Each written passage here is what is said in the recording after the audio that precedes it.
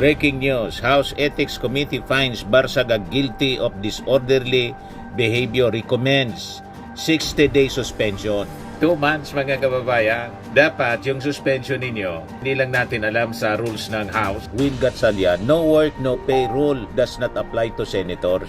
Senator Gatchalian said, there are currently no rules preventing senators from receiving their salaries despite continued absences. So that is very, very unfair sa ating mga taxpayers. So ano pang hinihintay ninyo? Mag-draft na kayo ng panibagong rules dyan sa Senado. Na pag ang isang senador may kaso, tulad nito kay Bato de la Rosa, PNP nagdala ng kaun-kahong dokumento sa ICI para sa investigasyon ng manomalyang flood control. Yan o, sa report na... Wala naman pong pagtututol ang Pangulo dyan. Kung sasabihin po natin na command responsibility, nagbabagang mga balita at pagtalakay sa mga isyu ng lipunan. Pulsa, opinyon, banat at paglalantad sa katotohanan. Pulsa, what you see is what you get. You decide. Pwede po mga kababayan si Dante Maravillas. Breaking news ngayon, si Congress Mio Kiko Barsaga suspended. Ayan o.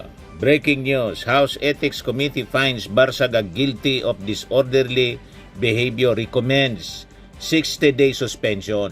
2 months mga kababayan. Dapat yung suspension ninyo, hindi lang natin alam sa rules ng House. Kung yung suspension mga kababayan, dapat ang isang congressman or senador, ay hindi dapat sila kukobra ng sweldo nila. Kung 2 months, di 2 months silang walang sweldo. Kasi kung suspended, pero kukobra pa rin ng sweldo, di masaya yan.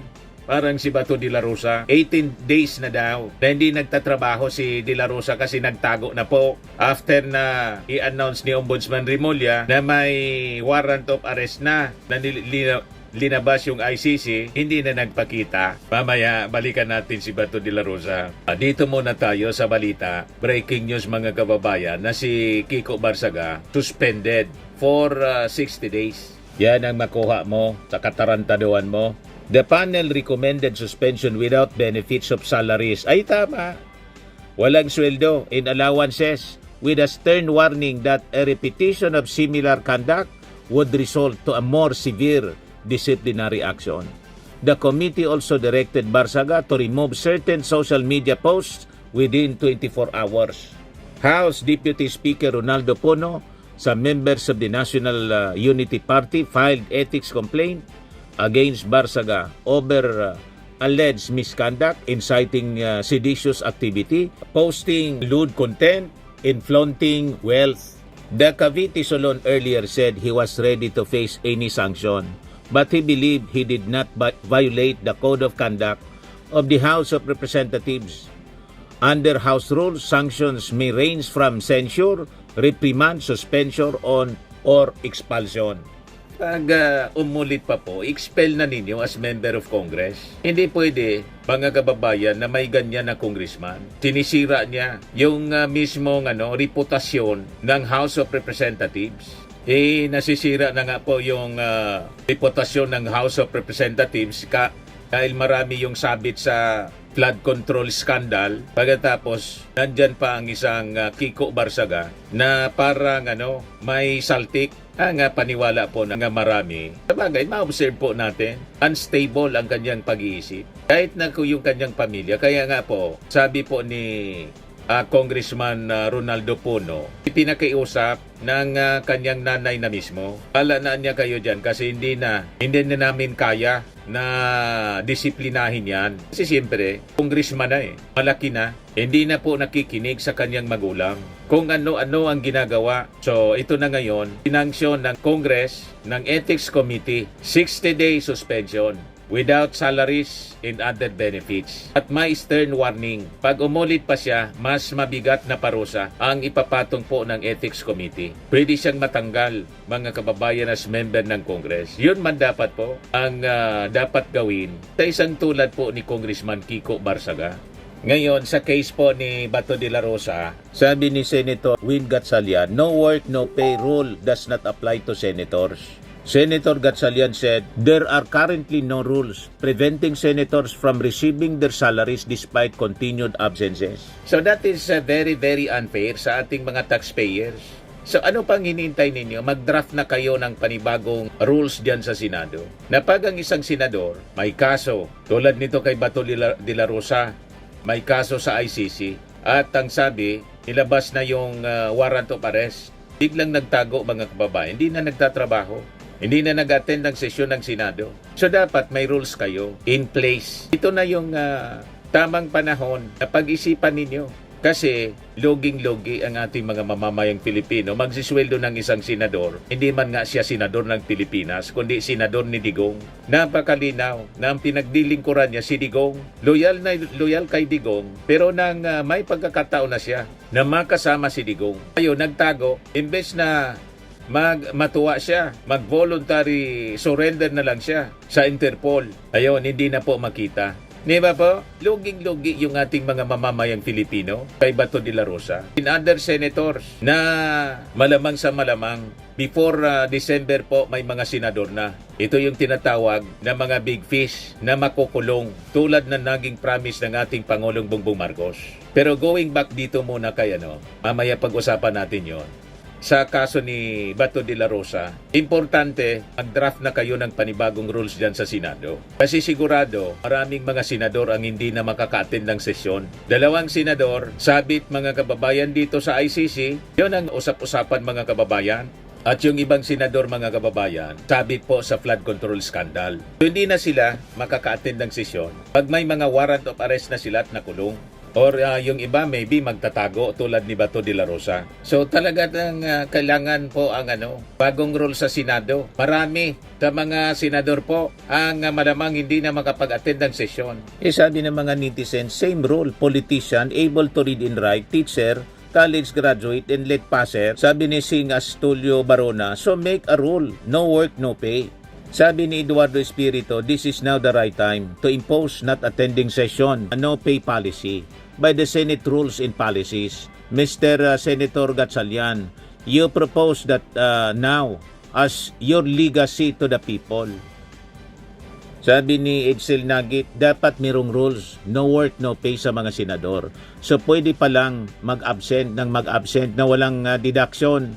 Saan ba galing sweldo ninyo? Nagkandara pa ang iba dyan para magtrabaho na kahit minimum wage lang para kumita at para pasweldoan kayo. Sobra na yata kayong mga senador. Tapos pag may bagyo, walang pasok taon ng gobyerno, pero may sahod pa rin kayo. Tama.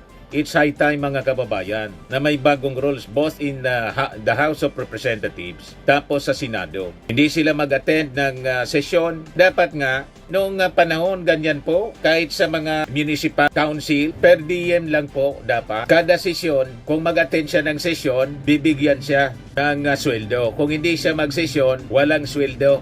And all the benefits dapat may deduction. Hanggang nakakita, hindi man nagre-report sa sesyon. May alam kayong congressman from Davao, hindi man nagsisesyon. Pero tigang sweldo po, mga kababayan. At tumabo pa sa pork barrel. 51 billion yung pork barrel. Presidente pa yung kanyang tatay.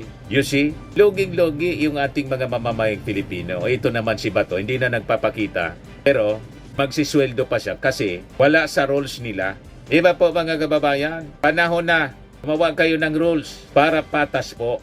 At pag hindi na nag-report si Bato for several months, dapat may rules kayo dyan, expulsion, i-terminate na ninyo ang pagiging senador niya. Tama po mga kababayan? Kasi ito, sabi ni Secretary Dave Gomez, Presidential Communications Secretary, bago magpasko, mas marami pa ang makukulong, kasama na dyan yung tinatawag nilang big fish.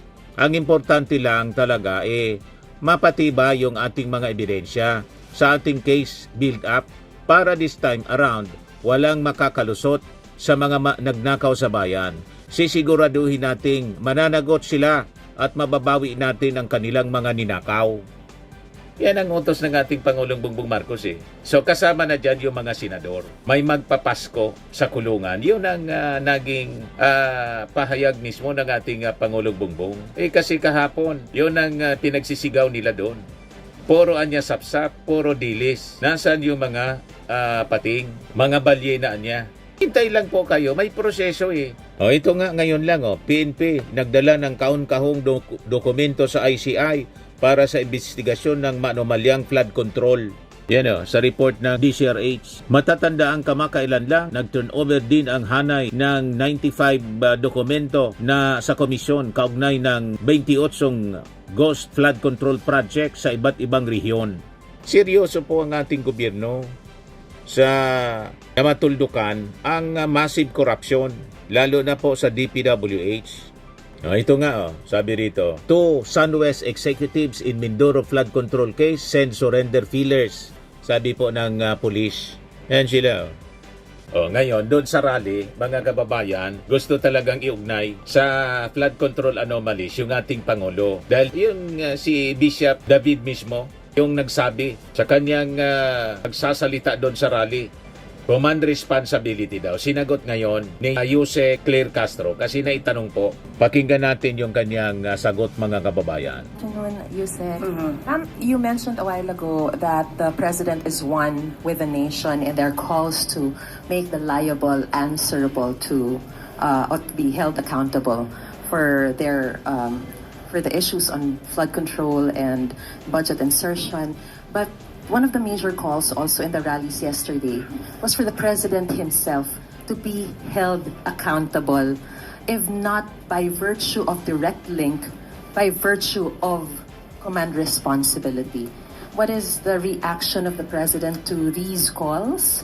And let me just also clarify what you mentioned yesterday in the interview in the special coverage of GMA.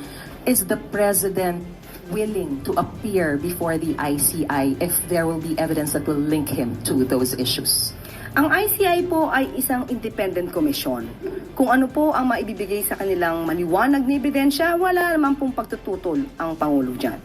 Kung sasabihin po natin na command responsibility, siguro magbigay na lamang po sila kung paano nila ililink ang Pangulo patungkol dito. Tandaan po natin, ang Magbigay Pangulo sila ng ang ebidensya. nagpasimula nito.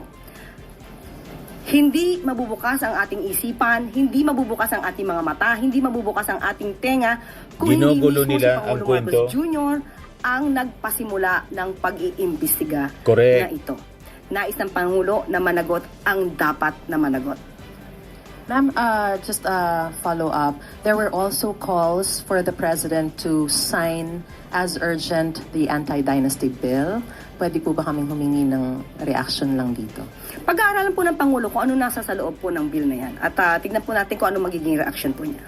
And one last, reaction din po ng palasyo dun sa sinasabi ng mga tao na for also the vice president to be tried for the issue on intelligence funds. Again. Kasi ang panawagan po ng mga tao yesterday, Pangulong Bongbong panagutin, VP Sara litisin. So, meron din po kay VP Sara. So, yung may mga efforts pa ba for the Vice President to also be tried on the issue that was linked to her before? Kasi parang ang dating sa mga tao, parang nakalimutan na yung issue on intelligence funds. O siguro panawagan po Yung ito sa mga impeachment. nag-iimbestiga, sa mga complainants, kung may mga ebidensya naman po, dapat kumilos na rin po sila. Lahat naman po ay dapat managot. Kung dapat na sangkot or sila ay sangkot sa mga maanumalyang, let's say, mga corruption. Hindi lang pang flood control projects po. Lahat ng korupsyon na sila ay may ebidensya, dapat pong panagutin ang dapat na managot. Thank you. Follow-up question, Ivy Reyes, Billionario. Hi, ma'am. Good afternoon. Ma'am, with the calls for the president to step down and be held accountable, not just from the camp of the Dutertes, but from progressive groups as well, there are sentiments that the president is at his weakest right now. Your thoughts on that po? At his weakest, ito ba bang panahon na to na siya po ang nagpaimbestiga? Hanggang ngayon po, maraming ginagawang aksyon para mapanagot ang dapat Weakest na pa rin. mapanagot. Ang dami na po na napaaresto, marami na po rin Weak na pa rin. kinasuhan, marami na po na naibalik na pondo. Mali yung Ito mga ba yung weakest na masasabi natin? Meron na pong napakulong na si mga si ma-influence Digong. ang tao na ngayon ay nakakulong na. Yan pa po ba ang sinasabi natin at his weakest? Madali po kasi sumigaw na bumaba sa pwesto. Pero kung papaano papalakarin at pamumunuan ang gobyernong ito kapag bumaba ang Pangulo, ano kaya ang kanila masasabi? Next question, Luisa Cabato, Inquirer.net. Good afternoon po, Yusek. What are your thoughts po sa sinabi ni Representative Paulo Duterte sa comment niya last time about sa 500 peso Noche Buena? Sabi niya, kung ganyan din lang ang level ng analysis mo, mas bagay siguro magnotaryo sa recto kaysa mag-lecture sa taong bayan kung sapat ba ang 500 para sa Noche Buena. Actually, nabasa po natin mismo yung kanyang media release. At nabanggit din po niya, maliban po sa kanyang ganyang klase ng pananalita, nabanggit din po niya patungkol sa konsensya. So, siya pa po ba ang magsasalita tungkol sa konsensya? Hindi po ba ang kanyang sariling ama ang umamin na he killed people? Sino po ba ang may kakilala na hitman at kayang magpa-liquidate? At sino rin po ba ang umamin na hindi gumagalang sa human rights? Now, are we talking about conscience? At patungkol sa sinabi rin po niyang Basag si korupsyon, Pulong. hindi po ba ang sarili niya ring ama ang siyang umamin na siya ay korap? So, sino kaya ang nakinabang sa korupsyong inamin ng sarili niyang ama? Tandaan po natin, ang Pangulo. Ang nais ng Pangulo ay maiangat ang buhay ng bawat Pilipino. Nandiyan po ang mga programa ng Pangulo, ang mga kadiwa centers, kadiwa ng Pangulo, 20 pesos kada kilo na bigas, walang gutom program at iba pa. So alam natin, hindi lamang sa halaga ng 500 nagwawakas ang gusto ng Pangulo para maiangat ang buhay ng Correct. Pilipino. Ang pinag-uusapan Pinapalaki nila lamang yun po sa na 500 500 pesos na kaya. Noche Buena. Kung kaya.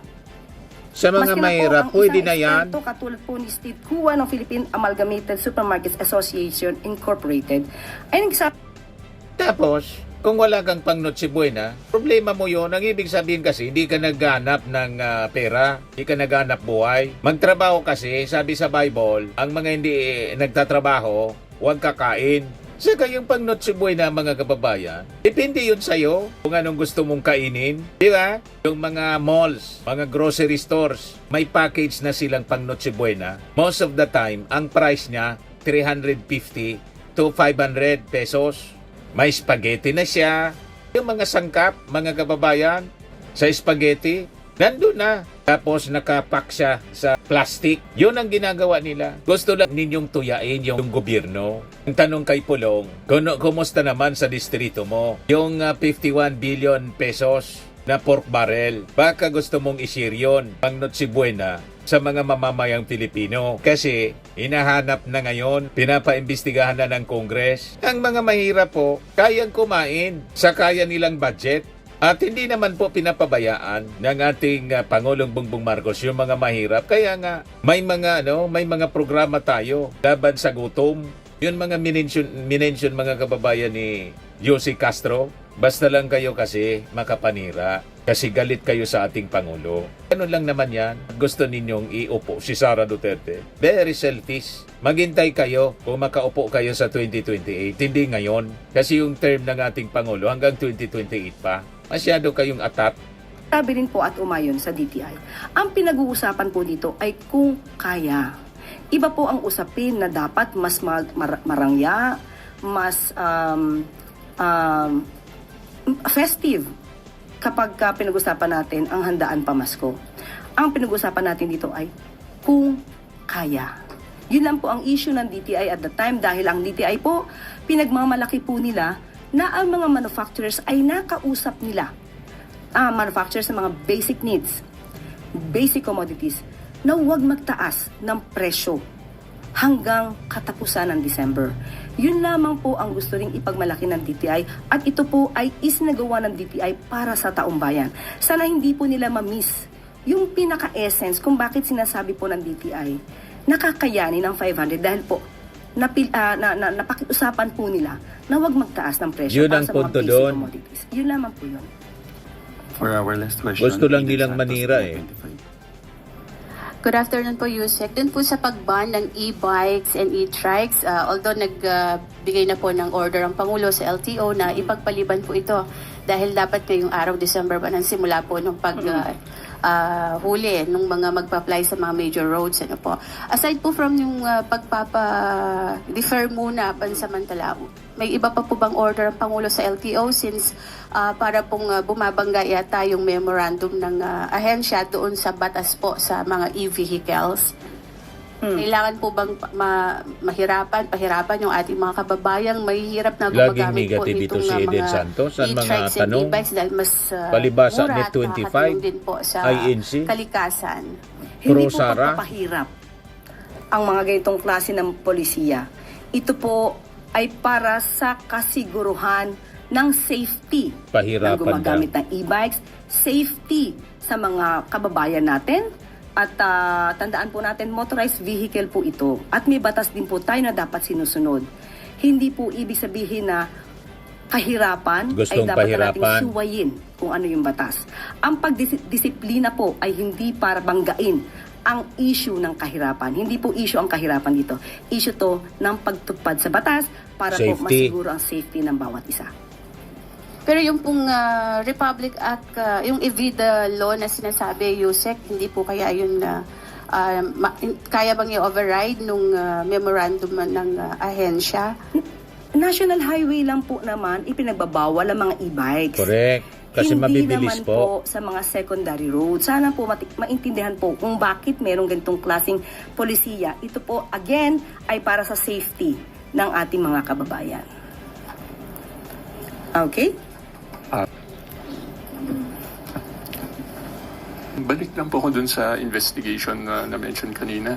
Na-mention nyo rin po dati na parang may hindi pa sure kung magkakaroon ng internal investigation regarding dun sa 100 billion na allegation. Tapos yun po yung nag-result ng pag-alis ni Executive Secretary Bersamin at saka ni DBM Secretary Pangandaman. Itatanong ko lang po kung may update kung nagkaroon na po ba ng internal probe dun. And kung sakaling magkaroon na po ng result, is the President willing to give another position to Executive Secretary Bersamin and DBM Secretary Pangandaman? Sa kasalukuyan ay wala po tayong update patungkol po dyan, pero ang nadinig po natin mismo kaya former Executive Secretary Bersamin, kung meron man na ebidensya sa kanya, isampa na lang po ang kaso. Yun naman po ang kanyang hamon. Okay po? Salamat. That's the last question, Yusek. At bago tayo magtapos, magbagong graduate ng Philippine Army, Navy at Air Force, binigyang pugay ni Pangulong Marcos Jr.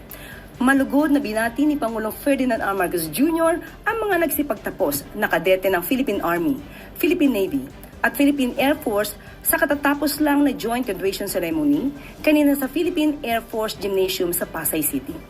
Ayon kay Pangulong Marcos Jr., malaking karangalan at pagsubok ang naghihintay sa mga bagong graduate buhat ng responsibilidad na nakatpatong sa kanilang mga balikat.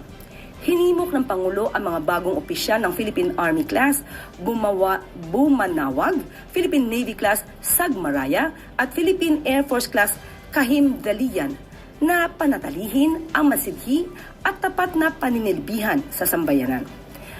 Madiin naman na ang naging panawagan ni Pangulong Marcos Jr. sa mga bagong graduate. Patuloy na itaguyod ang ating karapatan sa West Philippine Sea at patatagin ang ating soberenya sa gitna ng mga kasalukuyang hamon. Hinikayat rin ng Pangulo ang mga bagong full-fledged officers na maging mabuting ehemplo ng kagitingan at katapangan sa lahat ng oras. Sa panahon man ng kapayapaan o matinding pangangailangan ng taong bayan. Bilang tagubilin, hinimok ni Pangulong Marcos Jr. ang mga nagsipagtapos na piliin lagi ang tama, piliin lagi ang bayan, at piliin lagi ang katapatan at kapayapaan. Congratulations to the graduates of the Philippine Army Class Bumanawag, the Philippine Navy Class Sagmaraya, and the Philippine Air Force Class Kahimdalian on this very well-deserved achievement. Today marks a new chapter in your lives as officers of the Armed Forces of the Philippines. After months of training, discipline, and sacrifice, you now assume the responsibility of defending our country and serving our people. As you take your oaths and wear your insignias, carry with you the pride of your families and the hope of the motherland. Tandaan ninyo na ang inyong tagumpay ay tagumpay ng bawat Pilipino na umaasang ligtas, payapa at maunlad ang ating bansa.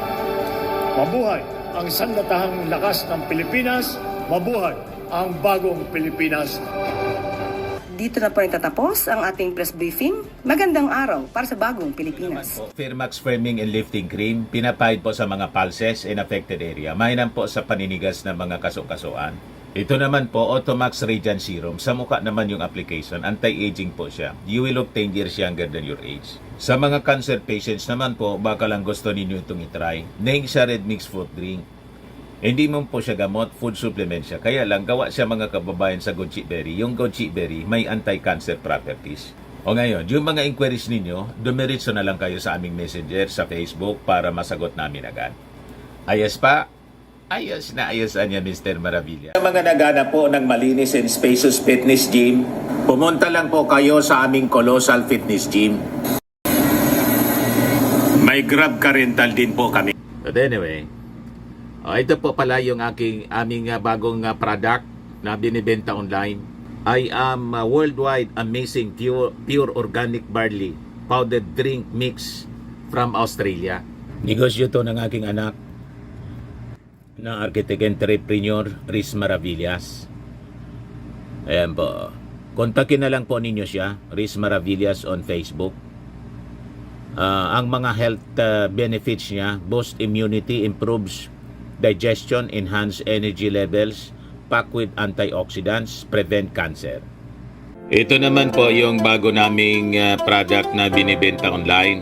Eye Glow Serum, whitening po siya. Tingnan ninyo yung epekto sa aking anak na architect before and now. Yung mga inquiries po ninyo, dumiretso na lang kayo sa kanyang Facebook account, Riz Maravillas.